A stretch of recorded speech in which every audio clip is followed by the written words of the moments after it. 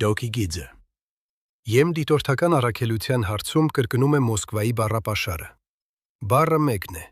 լրտեսներ։ Ռուսաստանի ԱԳՆ դա ասել է բաց, պնդելով, թե եմ առաքելությունը Հայաստանում լրտեսում է Ռուսաստանի, Իրանի և Ադրբեջանի դեմ։ EU Viz Disinfon նույն պնդումը նշել է որպես կրկնվող կրեմլյան ապատեղեկատվական նարատիվ։ Հիմա փաստերը։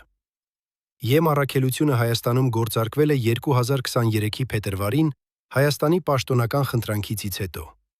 Այն քաղաքացիական է, զինված չէ։ Նրա մանդատն է դիտարկել, զեկուցել, աջակցել սահմանամերձ շրջանների մարդկանց անվտանգությանը և հնարավորության դեպքում նպաստել Հայաստանի ու Ադրբեջանի միջև վստահության ձևավորմանը։ 2025-ի հունվարին ԵՆ խորհուրդը առաքելության մանդատը երկարաձգեց մինչև 2027-ի փետրվար, ավելի քան 200 աշխատակիցներով և ավելի քան 44 միլիոն եվրո բյուջեով։ Երբ ԴՕԿ-ը դիտորդներին անվանում է լրտեսներ, գաղտնիք չի բացում, կրկնում է ռուսական շրջանակը։ Նպատակը պարզ է՝ ցանկացած արևմտյան ներկայություն ներկայացնել որպես վտանգ,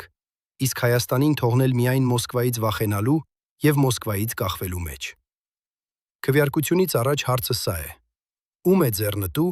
երբ քաղաքացիական առաքելությունը դարձնում են թշնամու կերպար։